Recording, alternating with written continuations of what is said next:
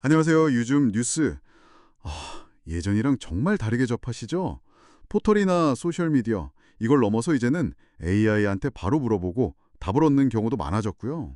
네, 정말 그렇죠. 그래서 오늘은 이런 변화 속에서 언론계가 지금 어떤 고민을 하고 있는지 한번 깊이 들여다보려고 합니다. 최근에 관련 세미나가 있었는데 그 자료를 바탕으로 핵심만 좀 짚어볼게요. 네, 좋습니다.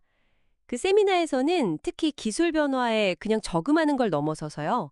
언론의 어떤 본질적인 역할, 정체성까지 다시 생각해야 한다는 목소리가 많았습니다. 정체성까지요. 네. 자료 속에 나온 여러 주장들 또 관점들을 좀 연결해서 이 복잡한 상황을 청취자 여러분께서 좀 쉽게 이해하실 수 있도록 한번 풀어보겠습니다. 가장 먼저 제 귀에 헛 꽂혔던 건데요. 편집권이 의미 없어졌다는 말이었습니다. 좀 충격적이죠? 네, 상당히 강한 표현이죠. 온라인에서는 언론사가 아무리 공들여서 기사를 배치해도 결국은 그 알고리즘이 뭘 먼저 보여주느냐, 이게 더 중요해졌다는 거잖아요. 조영신 컨설턴트 지적이었는데, 상당히 날카로웠어요. 그 지점이 참 많은 걸 생각하게 합니다. 언론사가 오랫동안 지켜온 그 게이트키핑 역할 있잖아요. 네네. 그게 어쩌면 기술 앞에서 좀 무력해질 수도 있다는 거니까요. 조영신 컨설턴트 말처럼 이제 사람들이 AI한테 정보를 바로 얻는데 그럼 기존 언론은 뭘로 차별화할 거냐. 그렇죠. 어떤 가치를 줄 수 있느냐. 네, 근본적인 가치 증명이 정말 시급해진 상황인 거죠. 뭐랄까, 저널리즘 자체, 그리고 뉴스 사업의 본질부터 다시 정의해야 할지도 모르는 그런 시점입니다. 그렇다고 언론계가 그냥 손 놓고 있는 건 아니겠죠. 지난 15년간 그래도 꾸준히 노력은 해왔다는 이야기도 있었어요. 맞아요. 소셜미디어 활용이라든지 데이터 저널리즘 도입 같은 거요. 한국일보 김민성 부문장 이야기였는데 그런 시도들이 있었죠. 네, 그런 노력들이 있었기에 또 AI 시대를 맞는 어떤 준비도 됐을 거고요. 네, 김민성 부문장은 그래서 AI 시대 언론의 새로운 역할 같은 걸 제시했는데요. 예를 들면 원천 데이터 제공하고 검증하는 역할, 데이터 검증 중요하죠. 그리고 AI 플랫폼을 감시하는 역할, 심지어 AI가 만들어낸 결과물이 진짜 독창적인지 검증하는 것까지도요. 오, 흥미롭네요. 특히 AI 기업하고 그냥 콘텐츠 파는 관계, 이걸 넘어서야 한다. 뭐 데이터 공유나 기술 협력 같은 좀 더 깊은 차원의 상생형 파트너십을 만들어야 한다고 강조했어요. 상생형 파트너십. 서로 윈윈하는 구조요. 네, 그렇죠. 근데 이게 또 걱정되는 부분도 바로 지적이 됐어요. 혹시 거대 AI 기업하고 몇몇 큰 언론사만 손잡게 되는 거 아니냐? 양극화 우려군요. 네. 그럼 이제 지역 언론이나 중소 언론은 소외될 수 있다는 거죠.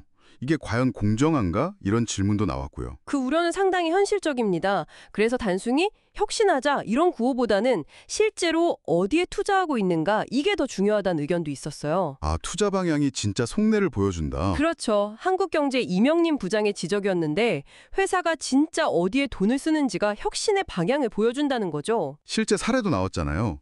한국경제신문이 막 트렌드 쫓아가기보다 자기들 강점인 경제 전문성 살려서 유튜브 채널에 집중했는데 오히려 그게 독자 신뢰 얻고 구독도 늘었다는. 네, 맞아요. 특히 라이브 방송 같은 걸로 기자들이 직접 독자들이랑 소통하면서 전문성을 보여준 거, 그게 핵심이었다고 분석했죠.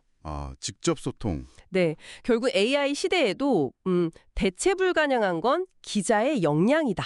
이런 결론으로 이어지는 것 같아요. 결국 언론사는 신뢰와 속도, 이 두 가지를 다 잡아야 하는 거네요.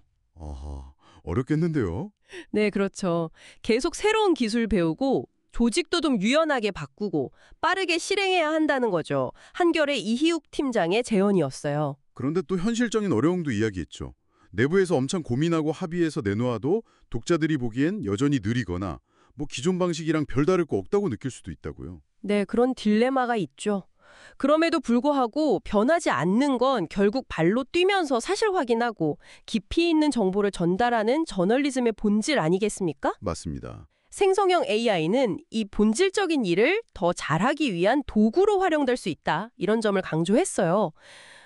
실패를 두려워 말고 계속 시도하는 게 중요해 보입니다. 한편에서는 근데 이러다 언론이 AI 플랫폼에 너무 종속되는 거 아니냐 이런 경고도 나왔어요. 네, 그런 우려도 충분히 가능하죠.